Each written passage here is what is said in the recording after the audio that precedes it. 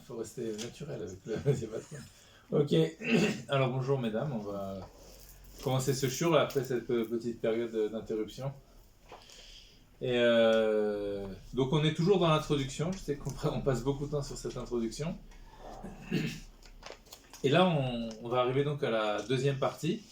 Donc toute la première partie de l'introduction c'était sur la difficulté qu'on peut trouver à écrire un livre qui parle de choses qui touchent à l'âme, qui touchent à la relation avec le divin, parce que c'est quelque chose qui est de l'ordre vraiment de l'intimité. Et pour parler de l'intimité, c'est extrêmement difficile de le faire à partir d'un livre. Pourquoi ? Parce qu'il y a une transmission et quelque part, il faut être guidé, il faut avoir quelqu'un qui a déjà cheminé dans ce domaine-là. Et donc, c'est les difficultés. On a vu qu'il y avait la difficulté, si on synthétise, la difficulté de celui qui lit. C'est la première difficulté. Est-ce que lui, il est dans un état d'esprit, on va dire, dans une certaine clarté d'esprit qui lui permettrait de comprendre la teneur de l'écrit. Donc, on peut lire aussi en fonction de son propre jugement, sans véritablement prêter attention à ce qui est écrit. Comme on dit, le texte est souvent un prétexte. Après, il y avait une deuxième difficulté, c'était par rapport au livre lui-même. Et donc, on a vu dans ces difficultés-là, on a vu qu'il y avait la difficulté des deux catégories de livres. Une première catégorie des livres qui sont fondés sur l'intellect. Et donc là, on a dit que est-ce que l'intellect de l'écrivain va forcément toucher l'intellect du lecteur ? Ce n'est pas du tout évident qu'il y ait cohésion entre les deux. Et deuxième catégorie de livres, ce sont les livres qui sont fondés sur l'inspiration, c'est-à-dire les livres qui s'appuient sur les midrashim et qui vont pour le coup toucher plus le cœur, etc. Et même là, ce n'est pas du tout évident parce que les midrashim, c'est-à-dire c'est les commentaires de la Torah, et on est plutôt dans l'inspiration sinaïque spontanée. Mais malgré tout, le Mordechai nous dit que chaque individu a sa façon d'être en contact avec cette inspiration. On voit que chaque Neshama, le Zohar nous dit que chaque Neshama, elle est connectée à la Torah. Et la Torah, elle est connectée à Dieu. Donc ça veut dire que en allant dans la conscience de la Torah, on retrouve la conscience du divin. Maintenant, si chacun a sa lettre dans la Torah qui lui correspond, ça n'est pas donné à tout le monde de trouver exactement la lettre qui me correspond dans la Torah. Quand je dis la lettre, c'est de façon générale la partie dans la Torah qui me correspond. C'est pas donné à tout le monde d'aller trouver exactement cette partie. Or, pour être éveillé spontanément par un écrit qui serait inspiré, il aurait fallu que cet écrit soit justement écrit exprès pour moi, par rapport à ma sensibilité en tant qu'elle est enracinée dans la Torah, par rapport à mon individualité en tant qu'elle s'enracine dans la Torah. Alors là, à ce moment-là, oui, effectivement, le moi que je suis trouve sa place dans la Torah, dans une partie de la Torah spécifique, un domaine, et à partir de là, je suis en connexion avec le divin. Mais si je n'ai pas réussi à faire ce cheminement-là, donc je pourrais lire ces livres-là, les trouver merveilleux, etc., mais sans pour autant que ça vienne me percuter, que ça vienne me parler profondément. D'accord ? Excusez-moi. Quand vous avez dit qu'il y a chacune ont une partie de la Torah qui leur correspond, ça voudrait dire que quand on étudie ce passage-là, quand on arrive à étudier ce passage-là, on est touché particulièrement. Ouais, exactement. Ça pourrait être dans une paracha en particulier, ça peut être. Ouais, ça peut être un passage dans la Torah qui nous parle d'une façon. Vous parlez du Chumash là où... Oui, du Chumash, parce que c'est ça la base. Ensuite, ouais. on peut étendre. Et est-ce que ça pourrait pas correspondre à notre paracha de naissance ? Pas forcément. Il n'y a pas de... Non, pas forcément. Il y a une partie dans la Torah. Après, le Rav Mordechai nous dit qu'il faut avoir le zéchout, il faut avoir le mérite Oui. pour pouvoir trouver cette chose-là. Mhm. C'est pas du tout évident. Alors, pourquoi il nous dit tout ça en vérité? Parce que lui, ce qu'il va vouloir faire, c'est être beaucoup plus généraliste. C'est-à-dire parler, quand on a, comme ce qu'on avait vu par rapport à l'intellect. On avait vu que pour l'intellect, chacun a une forme d'intellect particulière, mais chacun a un intellect finalement qui fonctionne selon le même modèle d'intellect. Et ce modèle d'intellect, il se rapproche beaucoup plus de l'intellect divin, puisque c'est l'intellect qui est généraliste, qui permet de faire naître toutes les formes d'intellect. Donc lui, il va s'appuyer sur ça. Il va essayer de remonter à l'intellect de l'intellect, et celui-là, il nous parle forcément. D'accord? Moi, je suis plus sensible à ceci ou à cela. Mais finalement, c'est quand même une forme, c'est quand même l'intellect. Donc du coup, si plutôt que d'étudier en fonction de ma sensibilité, je vais étudier en fonction du fait que l'intellect existe chez chacun, donc je m'attache à la sensibilité intellectuelle commune à chacun, qui est le fait qu'on a tous un intellect. Et c'est pareil par rapport à la sensibilité, à l'inspiration. C'est-à-dire que chacun a une certaine sensibilité particulière à l'inspiration, mais il y a l'inspiration d'une façon générale. Et cette inspiration d'une façon générale, finalement, chacun peut l'avoir. Dès qu'on touche à la généralité, finalement, chacun peut l'avoir. Et ce qui est extraordinaire, c'est qu'on aura beau toucher à la généralité, ça n'empêchera pas ensuite chacun de travailler en fonction de sa particularité. C'est là où le général rejoint le particulier, si vous voulez. C'est comme, on va dire, un docteur. Alors, il apprend la médecine d'une façon générale, et puis ensuite, il voit les cas particuliers. Il voit chacun, lui, j'ai appris ça et ça, mais attention, il faut que j'adapte par rapport à telle personne. D'accord? Bon, alors, tous ces problèmes ayant été exposés, maintenant, il va falloir donner les conditions de possibilité de l'écriture du livre et ensuite de son étude. Et finalement, on va comprendre ce que nous, on doit faire lorsqu'on étudie ce livre. D'accord? Donc, je pense qu'on avait fini la première partie. Et donc maintenant, je commence la deuxième partie de l'introduction. Ach beyodai, ou makirai kamina, est-ce que tout le monde l'a? On n'avait pas déjà fait ça? Non. Ah oui, c'est ça.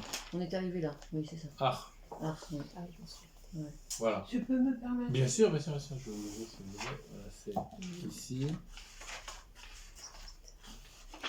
Voilà, c'est ici. Alors,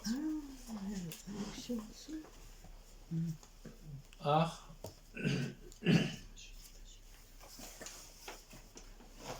Beyod Ai Uma Kirai Kaamina. Mais je m'adresse à ceux qui me connaissent. On a l'impression qu'on a une réduction du champ de la parole. Mais on verra que ce n'est pas le cas. Em kol echad vechad manche shlomenu. C'est-à-dire chacun en particulier des gens de notre communauté. Shebe medinotenu, donc qui sont dans nos pays ici, Usmuchot Shela et les pays limitrophes autour. Asher aya dibur shel chiba matsui benenu. Pourquoi je m'adresse particulièrement à ma communauté? Parce que il y avait entre nous, je traduis pour l'instant,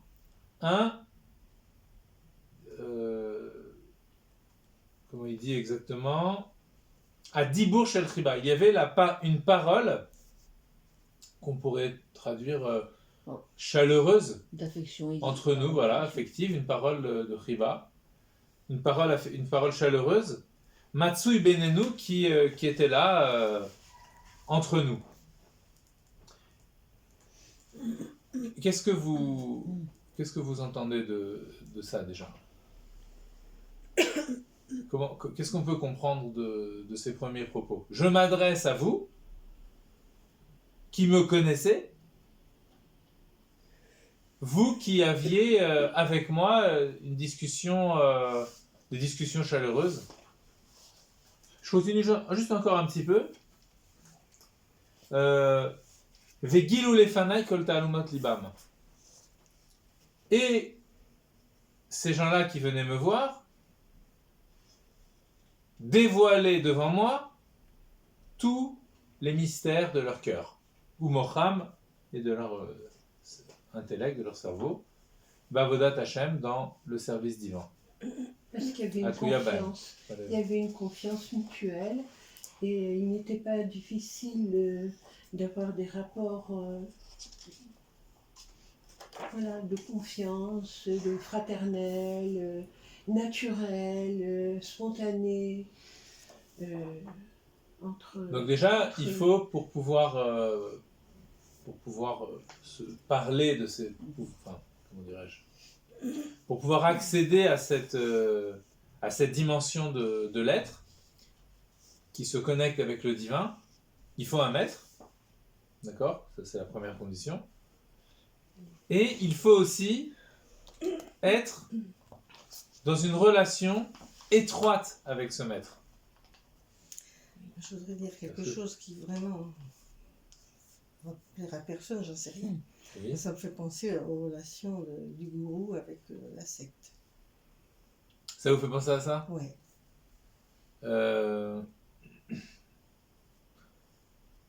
Des ressemblances, on peut en voir avec beaucoup de choses. J'ai découvert que ce soit pas ça. Je comprends. Bah oui, des ressemblances, on peut en voir avec beaucoup de choses. Bon, la différence, elle est très simple. Hein. Dans une secte, tout est fait pour le gourou. Et finalement, les gens... non, le gourou parle aussi au nom d'autres choses. Hein. Oui, d'accord, mais finalement, on voit bien qu'il y a un enfermement de l'esprit, que finalement, les gens sont manipulés. On sait comment ça se passe dans les sectes, les gourous, etc. Ils n'arrivent plus à avoir d'autonomie de pensée. On les cadre dans une certaine forme, alors qu'ici, c'est exactement l'inverse. Là, on vient apprendre aux gens à penser, on vient leur faire, leur révéler leur propre pensée. Il y a l'Admor Hazaken qui a écrit ce livre, donc, Rabbi Shneur Zalman. Il avait un petit-fils qui s'appelait Rabbi Menachem Mendel, et qui est devenu le 3e rabbi ensuite. Et quand il était tout jeune, il avait des écrits qu'il avait lui-même, des écrits de Chassidut, suite à ce qu'il entendait de son grand-père. Et ces écrits, même de jeunesse, ont fait un livre très très important dans la Chassidut Chabad. Qui s'appelle comment? Derech Mitzvotecha, où il explique les mitzvot selon les idées de la Chassidut. Et ça, il avait écrit même avant de se marier. Et quand il s'est marié, il s'est confié à sa femme et il lui a montré ses écrits. Mais il lui a dit, mais tu dis à personne. C'est vraiment... Et elle était tellement émerveillée, elle était impressionnée. C'était la fille, c'était la petite fille du Admor Hazaken, c'est la fille de son beau-père. Elle a pris les écrits et elle a été les montrer à son grand-père. C'était cousin, quoi. Elle a été les montrer à Rabbi Shneur Zalman. Et quand il a vu ces écrits, il a dit, je me demandais si la Chassidut allait continuer après moi, et maintenant je sais que oui, elle continuera, parce qu'il a vu les écrits de son petit-fils. Et quand il a appris, le petit-fils, que sa femme elle avait montré les écrits, pour lui il était choqué, et vraiment il lui en voulait. Enfin bon, c'était il dit non, je t'avais dit de pas dire et tout ça. Il était inconsolable. Et finalement, son grand-père, il lui dit arrête un petit peu. Bon, alors qu'est-ce que tu veux? On va étudier ensemble. Allez, on va faire une chavruta ensemble. Ils se sont mis à étudier des choses très très profondes. Et le Admor Hazaken, il lui a dit, et comme ça, je vais pouvoir t'apprendre Nishmat Adam Tavinem. Ça veut dire que quand on étudie, à un moment, c'est un verset qui dit que l'âme de l'homme enseigne à l'homme. C'est l'âme qui m'enseigne. C'est Dama. Vous voyez, l'âme, elle finit par m'enseigner. Et en fait, le Admor Zaken, ce qu'il voulait avec son petit-fils, c'est l'amener à un niveau tel d'élévation où par son âme, il apprend la relation avec Dieu. Vous voyez, c'est pas qu'il veut enfermer la personne et dire voilà, tu es dépendant de moi. Cette dépendance de moi, en réalité, elle t'apprend à trouver tes propres ressorts. Et là, c'est complètement différent De ce que vous... du gourou. Vous voyez ce que je veux dire? Le gourou, il va créer une dépendance permanente.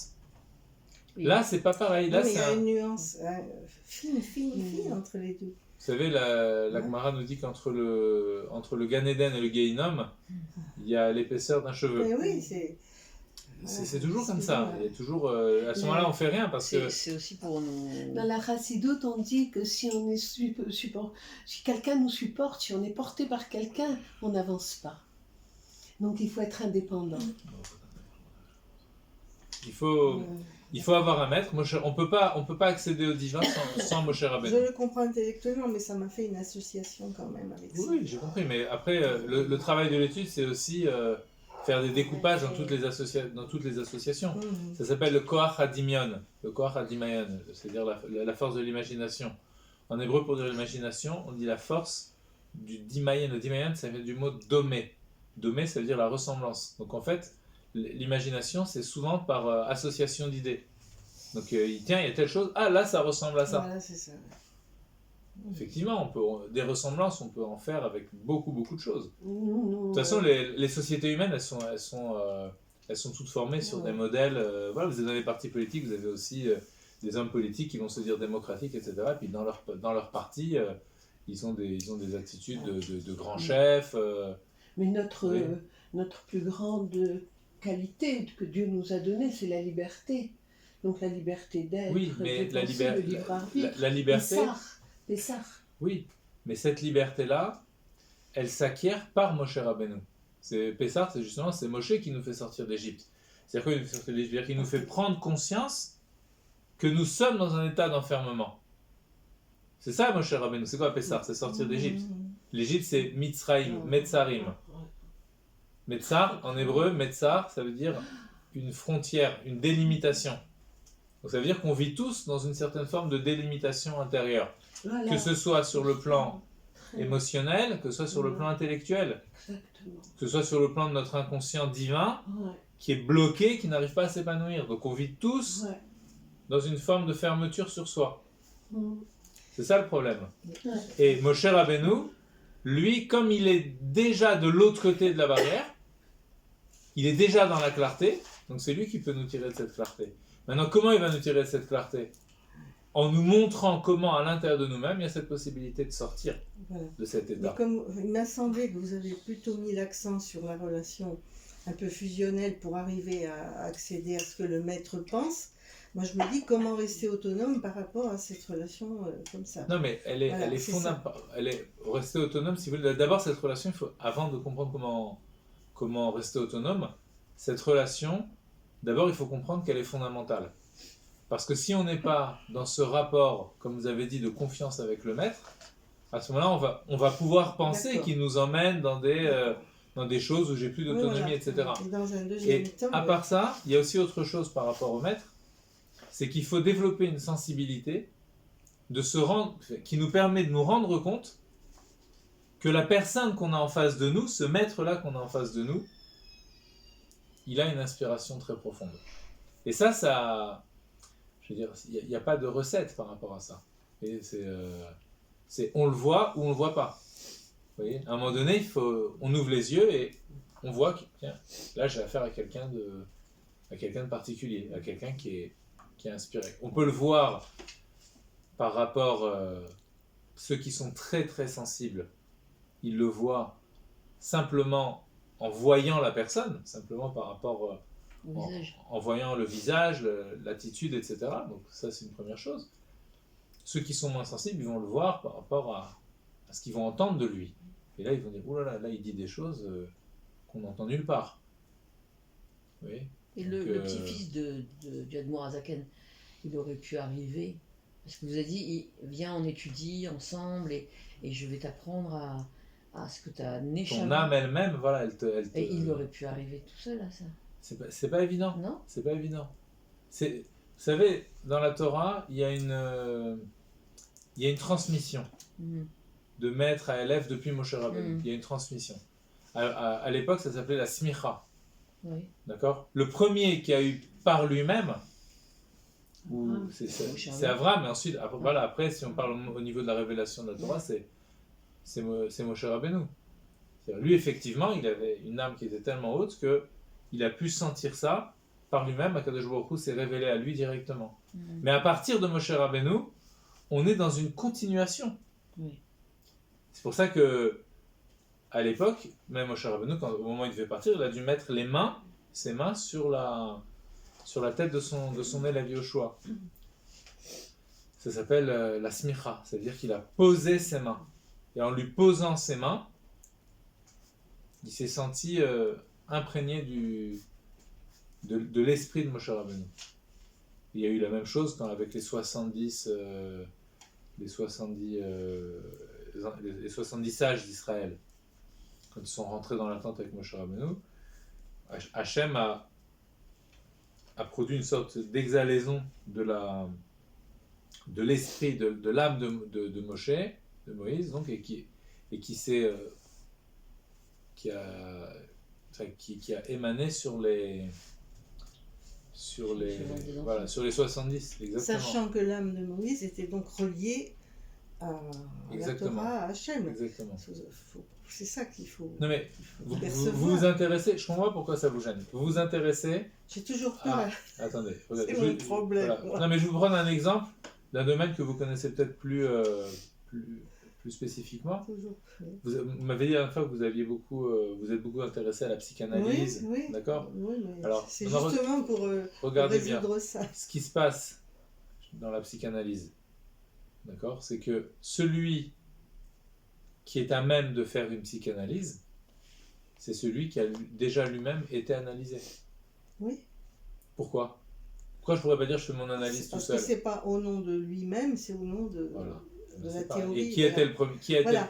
C'est ça, oui. Qui a été le premier? Oui. C'est Freud. Oui. Lui, il a été obligé de le faire avec lui-même. Et à partir de lui, ils ont dit, ben voilà, on va continuer, etc. Parce que lui, il a eu la force, on ne sait pas comment, d'aider les gens et de s'aider lui-même à aller découvrir ce qu'il y avait dans son inconscient. D'accord, oui, etc., donc etc. c'est ça. Oui. Il ne faut pas s'arrêter à Moshe, il faut dire Moshe qui lui-même est Complètement. connecté. Parce que Moshe Voilà. lui-même, c'est ça la force, c'est que Moshe lui-même, c'est pas... Il dit quoi de lui-même, Moshe Rabbeinu? Il dit, Venachnouma, que suis-je? Je suis Voilà. je suis rien, qu'est-ce que je suis? Donc c'est ça qui anime son être intérieur, c'est ce fait de se considérer comme non existant. Comme non existant, ça veut dire que de voir que l'existence, on a commencé à parler de ces choses-là, que l'existence ne peut exister que par celui qui le fait exister. Et Moshe Rabbeinu, c'est celui qui, plutôt que de sentir que lui, il existe, il sent celui qui le fait exister. Voilà. Donc maintenant, comment moi je vais faire? Ça, si vous voulez, c'est un petit peu... ça serait notre psychanalyse. Vous voyez, en tant que juif, c'est-à-dire nous, ce qu'on veut découvrir de notre psyché, c'est notre âme, c'est la partie inconsciente de notre âme. On veut découvrir en quoi, au plus profond de nous-mêmes, on est lié avec ce qui me fait exister. Les problèmes qu'on a dans la vie, pour la plupart, ils sont liés avec l'existence. J'ai un problème dans l'existence. Faut dépasser ça. Maintenant, pour dépasser ça, il faut faire... C'est ce qu'on avait appelé le souci. Vous vous rappelez? Pour dépasser ça, il faut se rendre compte que l'existence n'existe pas par elle-même, comme mon existence à moi en tant que sujet, ou l'existence du monde en tant qu'objet par rapport à moi, ce qui est posé hors de moi. Ces deux choses-là n'existent pas par elles-mêmes. Donc si ça n'existe pas par soi, c'est quoi ça n'existe pas par soi? C'est-à-dire qu'il y a quelque chose qui le fait exister. Donc moi, ce ce qui va m'importer, c'est d'être dans la recherche de ce qui fait exister. Et à ce moment-là, la chose qui existe devient révélateur de ce qui me fait exister. Et donc du coup, mon souci, mon problème n'est plus le problème dans l'existence. D'accord? C'est le problème dans l'existence, mais c'est le problème du pourquoi de l'existence. C'est le problème de ce voilà, l'existentiel, mais dans le sens, j'allais dire un mot existentiante, c'est-à-dire ce qui fait exister l'existence, celui qui fait, vous voyez, celui qui produit l'existence. C'est ça le problème. Ce que cherche l'homme, c'est quoi? Parce que dans l'existence, il peut pas trouver de solution. À l'intérieur de l'existence, il peut pas trouver la solution.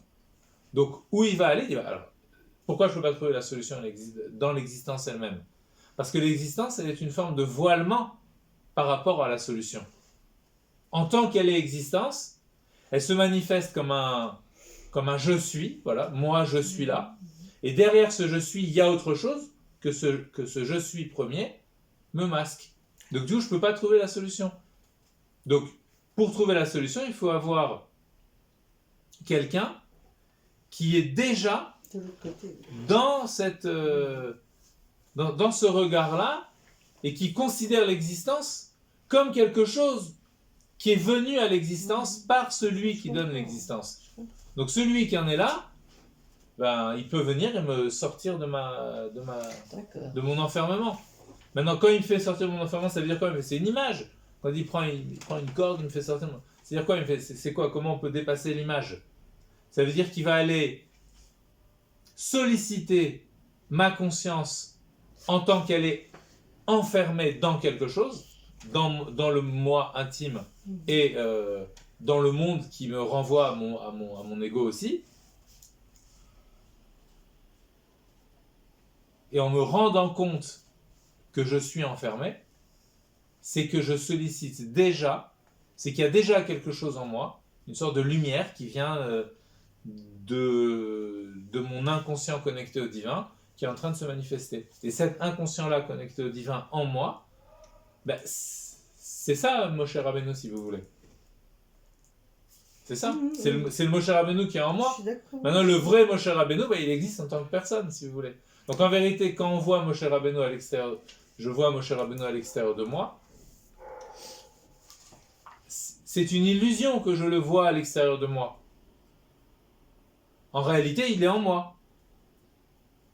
Maintenant, le Moshe Rabbeinu extérieur à moi, c'est celui qui peut éveiller celui qui est intérieur en moi. Celui qui est vraiment en moi.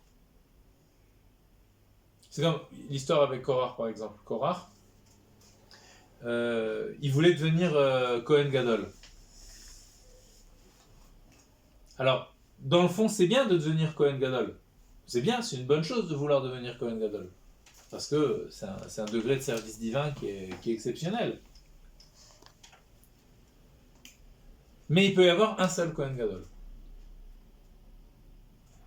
Alors, quelle est ma relation avec ce Kohen Gadol? Parce que moi aussi j'ai envie de devenir Kohen Gadol. Ben, lui là que tu vois, c'est toi aussi. C'est pas toi, tu crois que c'est pas toi, mais c'est toi. Donc on se défait complètement des problèmes de jalousie et j'aimerais devenir le chef et pourquoi c'est pas moi, etc. etc. Non, lui ce qu'il est en train, en réalité quand le rabbi il est en train de parler à sa place et ça il dit quelque chose. Alors c'est lui qui est en train de parler, mais c'est quoi lui? C'est l'expression du moi le plus profond de chaque juif. C'est pour ça que quand il parle, ça touche. C'est pas une autre personne, si vous voulez. Et ça, on le voit très bien dans la Kabbalah, parce que le Harizal, par exemple, donc, il avait un élève qui s'appelait Rabbi Chaim Vital, et c'est lui d'ailleurs qui a écrit tous les écrits, enfin tout ce qui a été écrit. Lui, le Harizal, il n'écrivait pas, c'était oral son enseignement. Et son élève, Rabbi Chaim Vital, il écrivait. Et d'ailleurs, c'est une histoire là, qui est rapportée dans Derech Mitzvotecha, justement, du Tzemar Tzedek, où Rabbi Chaim Vital, il se pose une question, il se dit, mais comment mon maître, il peut dire les tachanonim, les supplications, Hachamnou, nous avons fauté, etc., Bagadnou, nous avons trahi. Comment il peut dire une chose pareille? Alors bon, d'un point de vue formel, c'est le texte de la Tfila qui a été institué par la grande assemblée, des grands sages, etc. Donc du coup, c'est ce texte qu'il faut dire. Mais lui, c'est pas par rapport à ça qu'il s'interroge. Lui, c'est par rapport au fondement même. C'est-à-dire, s'il dit j'ai fauté, alors il faudrait vraiment qu'il ait quelque chose à se reprocher. Même un peu, même un petit quelque chose, mais il dit mais non. Moi, je le connais du matin au soir et du soir au matin, je le vois tout le temps. Il n'a rien à se reprocher. Et comment un homme comme ça peut dire des tachanonim? Il y a quelque chose qui est... L'élève était... Il y avait quelque chose qu'il n'arrivait pas à s'expliquer. Et en fait, grâce à un enseignement de son maître, il a pu comprendre.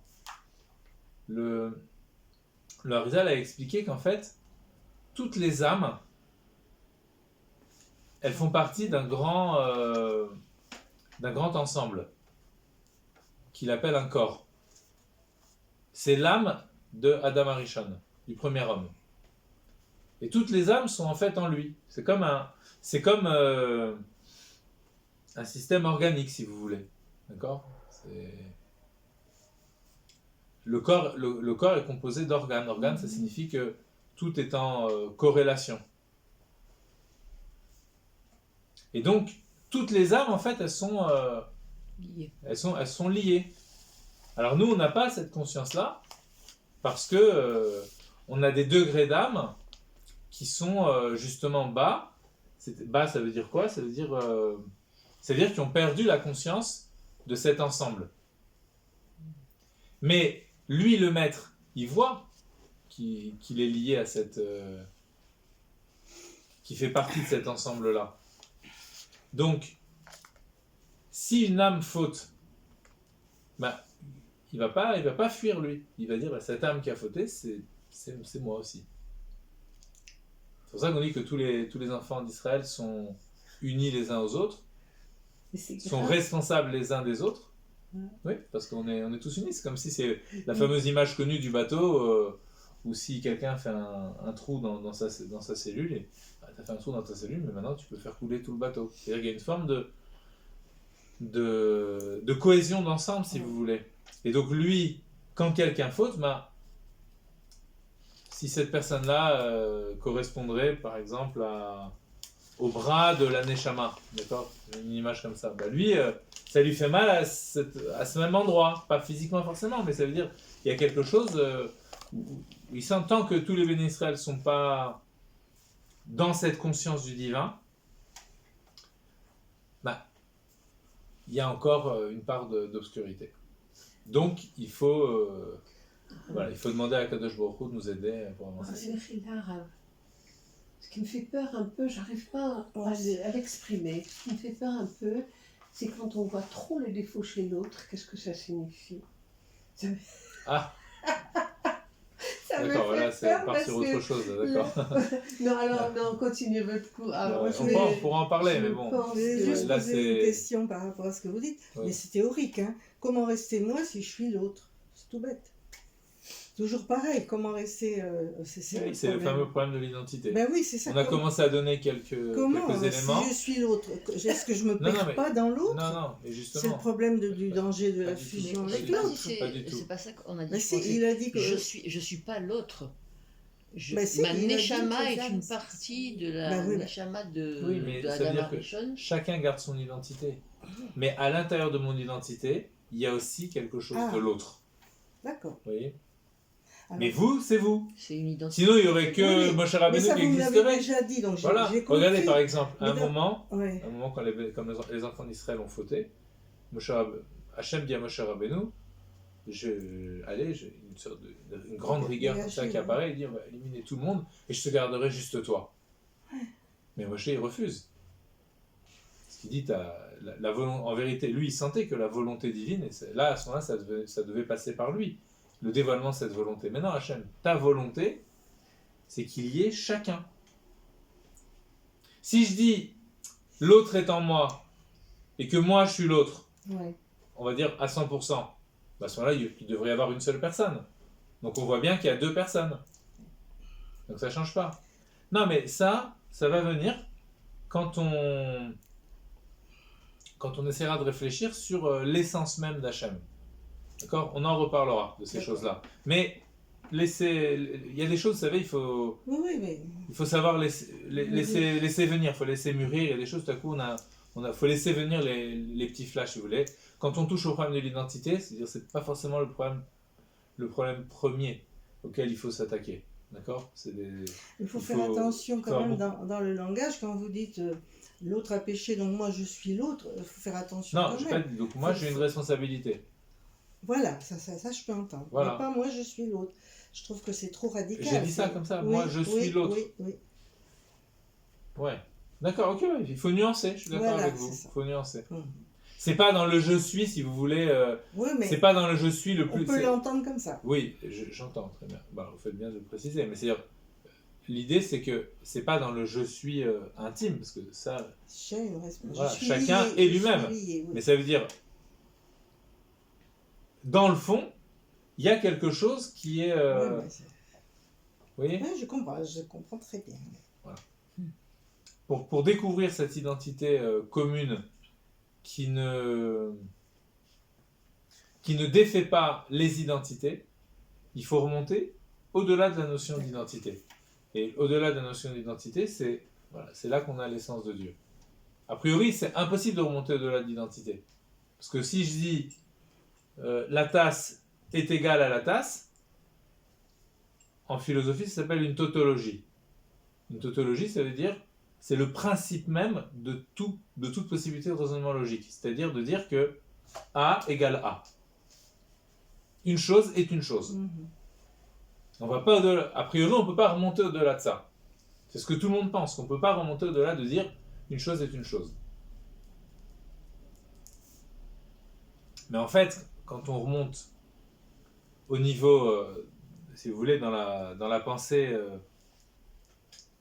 qui voit les choses comme une création, c'est ce qu'on soutient dans la Chassidut Chabad. Donc ça veut dire qu'on démarre vraiment d'un point zéro. On démarre d'un point zéro absolu. C'est-à-dire que dans ce point zéro, on va essayer de dire un petit peu par rapport à ça, on ne va pas rentrer trop dans les détails, mais juste après, pour donner quelques pistes, si vous voulez. Dans ce point zéro, il n'y a même pas encore A égale A. C'est-à-dire que A égale A, c'est une condition apportée par le divin pour que les objets restent ce qu'ils sont. Comment ça aurait été autrement? On n'est pas capable de le penser.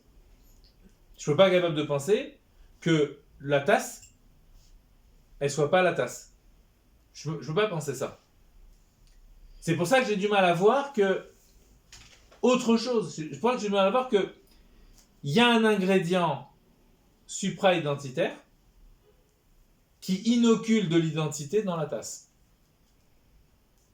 C'est dit de façon un peu médicale, hein, mais bon, voilà, c'est pour schématiser. C'est ce que dit la physique quantique. Hein. Vous savez que les physiciens maintenant ils vont très très loin dans la manière dont la matière est faite. Un peu ce qu'on disait avant la physique quantique. Ce sont des particules élémentaires qui sont pleines d'énergie et il n'y a même pas de tasse, il n'y a que des particules élémentaires qui bougent. Ça c'est la physique quantique qu'ils sont en train de découvrir maintenant, c'est passionnant. Oui. C'est-à-dire que quand on va dans l'infiniment petit, on ne voit plus de tasse. On voit plus la tasse, mais on voit plus la tasse. On va dire, on voit quand même la particule, elle est quand même là. Oui, mais par contre, parfois il est impossible de dire où elle est. Ouais. De dire en même temps je connais pas trop, mais je crois qu'en même temps sa vitesse, sa position. Il y a des choses qu'on peut pas dire, parce que plus on est dans l'infiniment petit, plus on se rapproche de... Non, c'est pas ça que je veux dire. Plus on se rapproche de l'état, puisque c'est infiniment petit. Oui. Donc plus on se rapproche de l'état dans lequel la chose n'était pas. On va vers le petit. Donc c'est à un moment donné, on pourrait dire, oui, mais si on va encore un peu plus loin, la chose, elle n'est même plus là. Ouais. Donc, plus on se rapproche de cet état-là où la chose n'est pas là, plus on a une sorte de rayonnement de l'état des choses avant qu'elles Oui, n'existaient. voilà, tout à Et l'état des choses avant qu'elles n'existent, c'est qu'elles n'ont pas encore d'identité. fait. Ouais. Donc c'est pour ça que, alors ça va pas s'exprimer, l'électron ça va rester l'électron, mais par contre comment va s'exprimer le fait qu'il n'a pas d'identité, enfin le rayonnement de cette non-identité, bah, par exemple par rapport à sa position, vous voyez, par rapport à des phénomènes qui sont étranges. Tiens, telle particule elle est là, et puis elle est ce qu'ils appellent en intrication quantique avec une autre particule. Ça veut dire que elle donne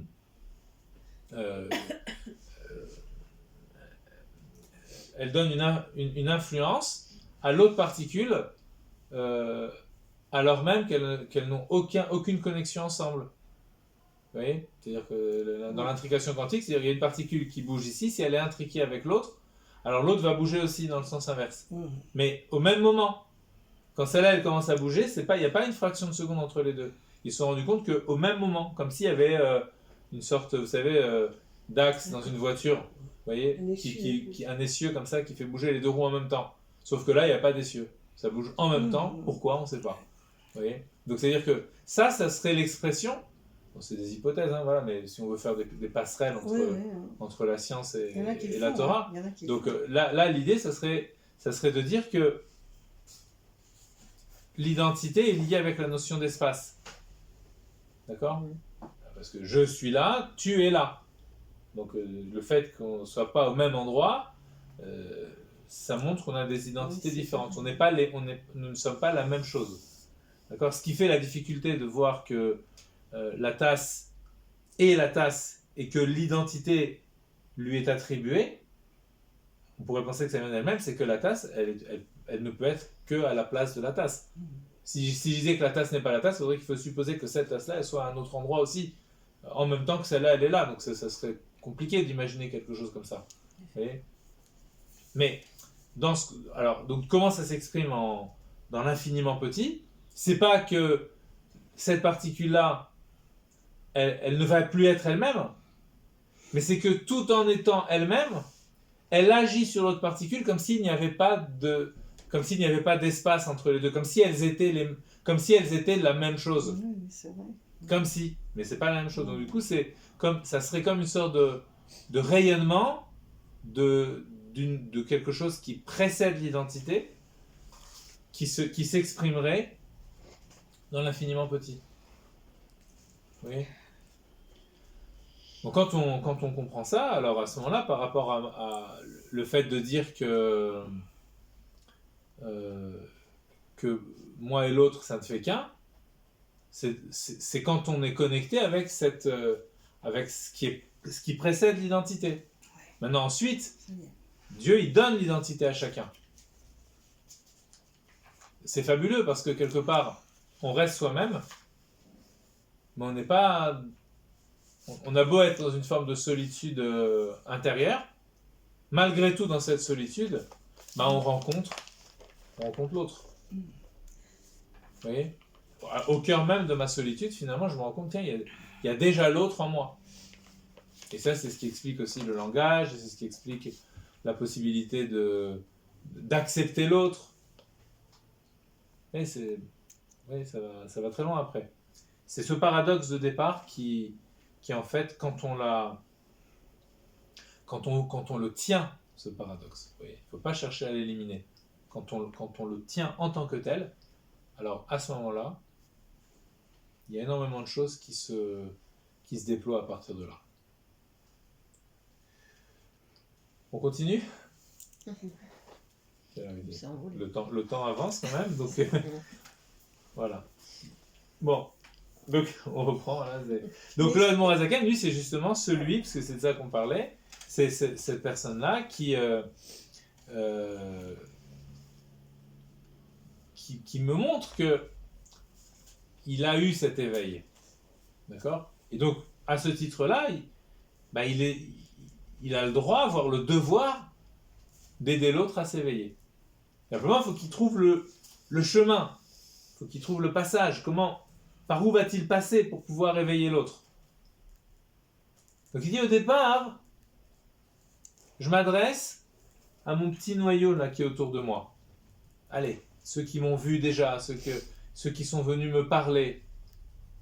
Donc eux, sous-entendu, il ne le dit pas clairement, mais sous-entendu, eux, en me voyant, ont vu. On commence à sentir quelque chose. Parce que ça passe aussi par la chiba. La chiba, c'est-à-dire l'affection, par la chaleur. On sent que on est avec quelqu'un qui se soucie de l'autre. Et autre point aussi qui est important, c'est que vous étiez dans de la confiance. Vous avez parlé de confiance, mais il y a aussi de la confidence. Puisque vous me confiez, la confidence nécessite la confiance. Donc vous me confiez tous vos soucis du cœur et de l'esprit Bavodat Hashem, c'est-à-dire dans le service divin. C'est-à-dire que quand même, on voit ici que ces élèves, ce sont quand même des personnes qui ont pour souci essentiel dans la vie ce qui dépasse l'existence. Donc quelque part, c'est aussi une des conditions pour faire ressurgir la pensée du maître ou la sensation du maître dans le livre. Atlouya Belev Alehem, donc la Vodat Hashem, elle dépend du cœur. On sert Dieu avec son cœur. Ça, on en parlera par la suite, je ne vais pas trop développer sur ça. Alors regardez ce qu'il dit. Alehem Titov Milati. Donc, c'est à ces personnes-là que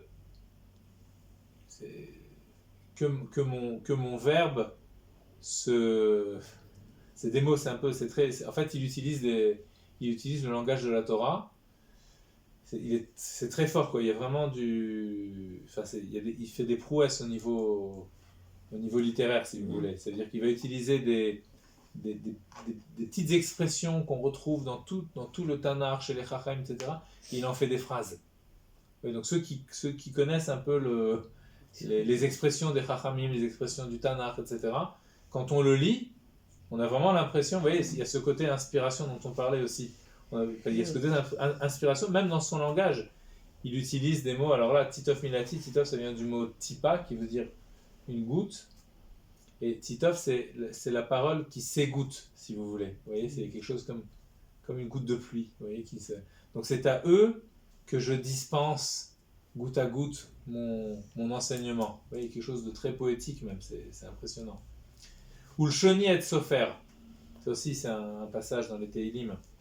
Et alors là, c'est un passage qui est fondamental parce que c'est l'âme, ici, là, dans ces trois mots-là, qui passe de l'oral à l'écrit. Grâce à un verset dans les Teilim qui dit « Ma langue est la plume d'un scribe ». Et on voit tout de suite, on voit la transition. Donc je m'adresse à l'écrit alors que au départ, on était dans l'oralité. Donc ce qu'on avait dit dans les premiers cours, mais qu'on voit ici, c'est que la transmission, une fois admis qu'on a ce maître-là, qui est de l'autre côté du rideau, de la scène, etc., et qui est dans une pleine conscience du divin, alors finalement, je vais aller voir celui qui a la pleine conscience pour qu'il m'aide à l'obtenir. Maintenant, le maître, il me dit, tu vas plus pouvoir venir me voir, donc je vais écrire un livre pour que tu puisses toi-même, en étudiant, t'élever, voilà. Mais l'élève va dire, oui, mais Rabbi, moi, j'étais avec toi, j'étais bien quand j'étais avec toi. Il y avait la chiba, il y avait la chaleur, etc.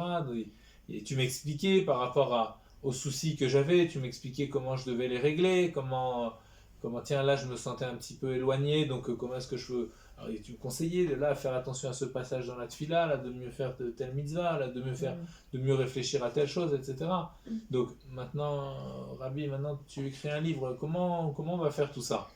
Donc déjà, en introduction du livre, il dit, mais attention, tout ça, ça reste. Cet amour que je vous portais, cette relation forte, elle est là. C'est elle que je vais mettre dans mon livre. D'accord? Donc c'est tout ça, parce qu'en vérité, cette relation forte qu'il a avec l'autre, c'est une relation forte qu'il a avec Dieu déjà, qui se traduit ensuite dans son rapport à l'autre. C'est pas il y a la relation à Dieu et la relation à l'autre. Dans son esprit, tout ça c'est une seule relation.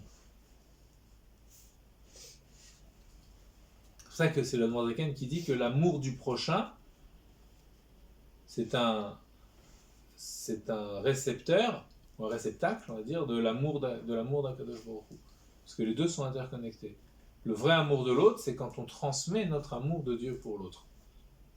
Notre amour de Dieu, on le transmet à l'autre. Et donc, du coup, on fait naître chez l'autre la plus grande joie qui m'anime, c'est-à-dire celle d'être dans une relation au divin. C'est une forme de libération de l'autre. Donc, il dit tout ça, il dit l'Admorazaken, tout ça, ça reste. D'accord? Mon verbe s'adresse à vous. D'accord? C'est ce qu'il dit. C'est comme une sorte de d'égouttement, comme ça, goutte à goutte, titof milati. C'est-à-dire d'une façon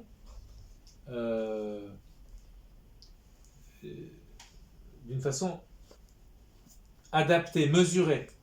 D'accord? De telle sorte que vous puissiez le redécouvrir à partir de ces gouttelettes-là, de redécouvrir l'océan, si vous voulez, d'accord, de la conscience du divin.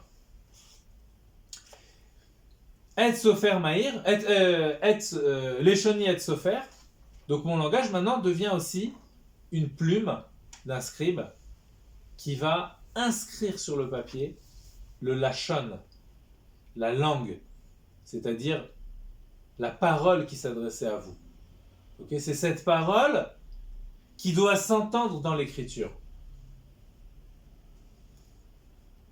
Une fois, pour illustrer cette idée-là, parce que c'est une idée qui est très très profonde, il y a le Admour Haim Saïd, donc le deuxième rabbi, le fils du Admorazaken, il y a quelqu'un qui est venu le voir et qui lui dit: Rabbi, voilà, j'ai tel et tel problème. Et lui aussi il recevait les élèves, mais il a écrit aussi beaucoup de livres. Et il lui dit: est-ce que tu as étudié ce livre-là? Alors il dit: moi je vais l'étudier. Mon gars, il étudie le livre, il revient quelques mois plus tard, il lui dit: Rabbi, j'ai étudié le livre, mais le problème persiste. Alors il lui dit: mais il montre un petit peu une forme il se fâche un petit peu comme ça pour le secouer. Il lui dit: mais comment tu as étudié le livre? Parce que moi j'avais le même problème que toi, et en écrivant le livre, mon problème est parti. Est-ce que tu as étudié le livre avec la même intensité que moi j'ai mis à l'écrire? C'était ça sa question. Vous voyez, avec la même. Parce que quand on parle, si vous voulez, c'est expliqué dans la Chassidoute que que la parole, elle a une force qui est énorme. Même pour soi-même. Hein, je parle, le fait de parler, au moment où on parle, il y a tout qui s'amplifie. Par exemple, si je comprends quelque chose approximativement, j'y réfléchis, j'ai compris, très bien. Quand je parle et que j'explique cette chose-là, la chose que j'avais compris clairement dans un premier temps, tout à coup, je lui découvre une profondeur insoupçonnée au départ, par le fait de la parole. Alors ça, c'est valable pour l'intellect, mais c'est valable aussi pour le cœur. Par exemple, j'aime quelqu'un, mais quand je lui dis, mon amour se démultiplie. D'accord? Au niveau des sentiments. C'est pour ça que dans la Tfila, dans la Torah, on passe beaucoup par l'oralité. On a le Sidour qui est écrit, mais on ne peut pas se contenter de le lire des yeux. Il faut le prononcer avec les mots. Il faut que la bouche, elle s'articule. Pourquoi? Parce que lorsqu'on prononce ces paroles d'amour pour Hachem, en les prononçant, il y a un phénomène d'embrasement du cœur. Simplement en les prononçant. Il faut mettre une certaine kavana, évidemment, il ne faut pas prononcer les paroles comme ça, sans rien. Mais c'est-à-dire, quand on met un petit peu d'attention à ce qu'on est en train de dire, on se rend compte qu'il y a une sorte d'effet rebours, si vous voulez, quelque chose qui revient. D'accord? Comme un boomerang. Voilà, ça revient. Grâce à la parole. Lorsque j'écoute quelqu'un qui m'explique ces choses-là, il faut que cette oralité qui est chez lui devienne la mienne aussi. Que je m'identifie aussi à cette parole qui est en train d'être dite pour qu'elle devienne la mienne. C'est comme la notion, par exemple, d'avoir un porte-parole. Quelqu'un qui va parler au nom d'eux. Donc, quand il est en train de parler, si vraiment c'est mes idées qu'il est en train de dire, quand je vais l'entendre parler, ah oui, c'est incroyable, là, comment il le dit maintenant, ça éclaircit encore plus, et j'ai des choses qui deviennent encore beaucoup plus précises et beaucoup plus profondes, parce que je l'entends parler. Ça, c'est pour la parole, pour compléter un petit peu tout ce qu'on disait auparavant sur la parole. Maintenant, quand j'écris. Donc, quand j'écris, l'écriture, c'est aussi une forme de parole. C'est une parole active. Et on peut se rendre compte que lorsqu'on écrit, il se produit la même chose que lorsqu'on parle, des fois, voire même plus. J'écris quelque chose, le fait même de commencer à écrire, ah bah oui, tiens, ça me donne telle et telle idée. Comme si c'est posé, et puis tout à coup, la chose posée sur le papier se pose dans mon esprit. Une fois qu'elle est posée dans mon esprit, il y a une arborescence qui se manifeste. Ah oui, mais tiens, ça me donne l'idée de... Alors que quand j'y pensais comme ça simplement, il n'y avait pas encore cet effet de démultiplication.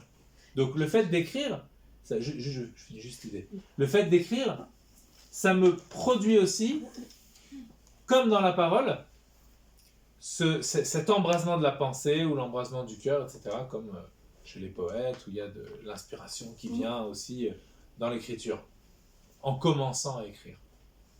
Très souvent, ils commencent à écrire, ils disent « je sais pas ce que je vais écrire après ».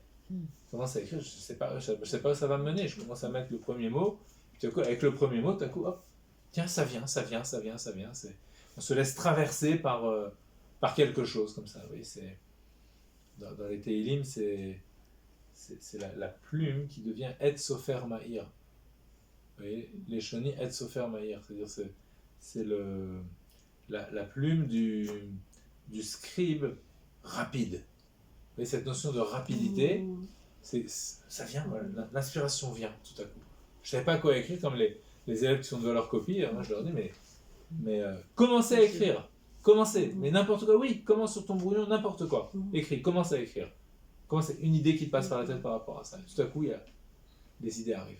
Il y a une force comme ça de démultiplication. C'est expliqué longuement en Chassidut pourquoi, d'accord, par rapport à la notion de lettres, etc. Dans la Chassidut, c'est plutôt expliqué par rapport à la parole, mais on peut comprendre aussi par rapport à l'écriture.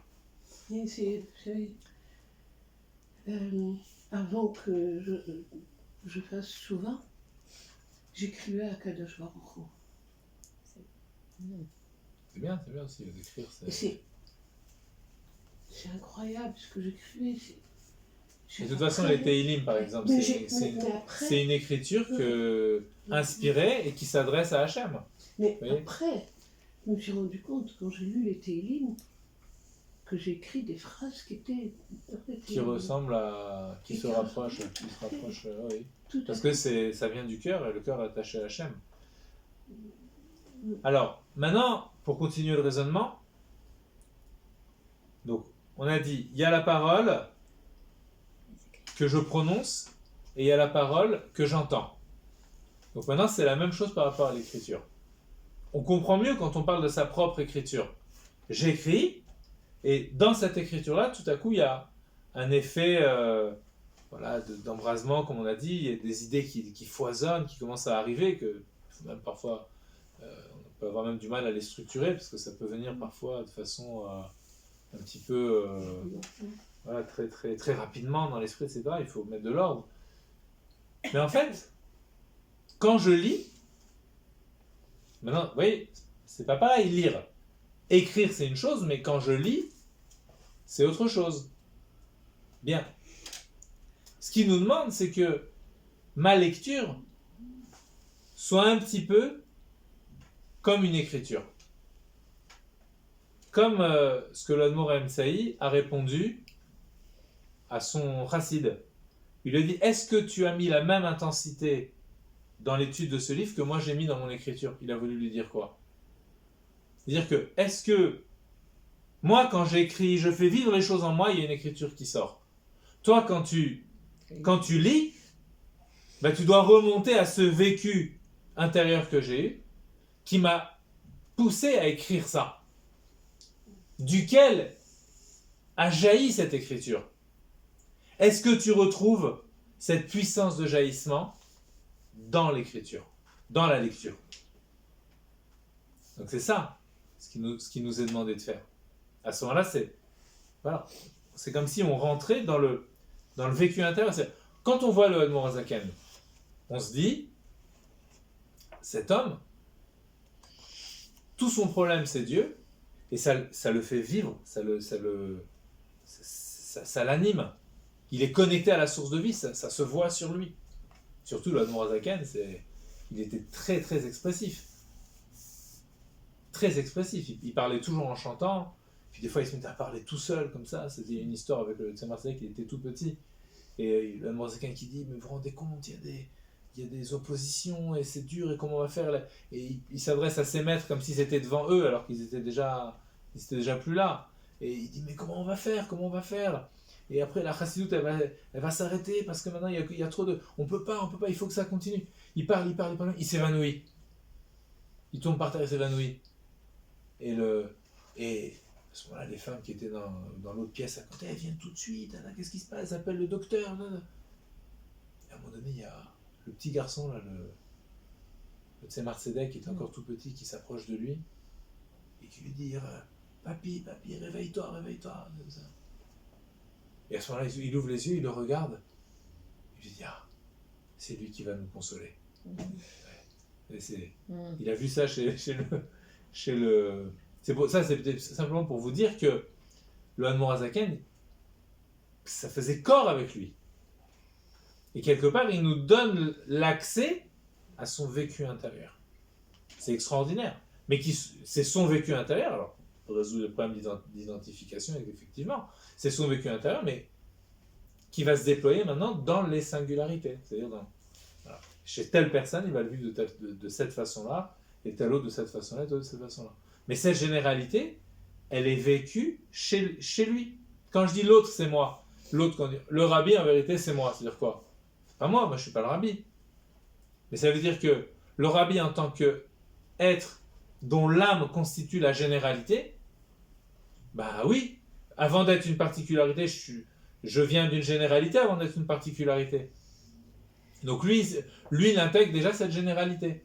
Donc du coup, moi, je suis une particularité, mais comment je fais naître ma connexion avec cette vue générale, pour pas que je reste un petit intellectuel isolé des autres, etc., et qui veut faire son chemin tout seul. Non, que j'ai une vue et quelque part un objectif par rapport à la collectivité, que je puisse apporter quelque chose à cette collectivité. Faut bien que j'ai un attachement avec quelqu'un qui incarne cette collectivité. Donc, comment je peux faire sinon? Je suis tout seul dans ma singularité. Non, ça peut pas. Le Ham Israël, c'est un ensemble. Et quand il est cet ensemble-là uni, alors il apporte quelque chose à l'humanité aussi. Et il montre que l'humanité aussi, c'est quelque chose qui doit être uni. C'est ça qui est incroyable. Donc ça, avec tout ça dans 3 mots. Leshoni et Sofer. Ma parole est une écriture. Il passe de l'oralité à l'écriture. Donc c'est-à-dire ce qu'il souhaite, c'est que les 4 lignes qu'il vient de dire avant, qui étaient des lignes de chaleur, qui étaient des lignes de direction dans la vie, d'accord, qui étaient communiquées par la personne qui était en face de lui, donc on ressentait l'intériorité du maître en étant juste en face de lui, eh bien, c'est tout ceci qui était dans mon langage, qui devient maintenant, qui passe par ma plume, et qui se met, Bekuntresim Elou, dans ses feuillets. voyez? Anikraim Beshem Likutei Amarim, qui sont appelés du nom de recueil de paroles, Melukatim Episfarim ou Episofrim, ce qu'il a dit déjà dans l'introduction, qui sont recueillis à partir de livres et à partir de scribes, Kedoshé Elion, qui sont d'une très haute sainteté, Nishmatam Eden, Amefursamim Etzlenu, ou Ksat Mem Nirmasim Lachakimim Beigrot HaKodesh, Merabotenu Sheberzot HaKodesh. Voilà. Et qui sont ces écrits-là qui sont disponibles ici et que certains sont aussi en Eretz Israël. Bon voilà, on va arrêter là. Merci beaucoup. Donc, Juste une question. bonne réflexion. Avant qu'il y ait toute la cette semaine. transmission écrite, Oui. c'est à partir d'Ezra, je crois qu'on a fait la transmission écrite. Avant, il n'y avait que la Après, transmission à partir de orale. Rabbi Yehuda Anassi. Oui, il y avait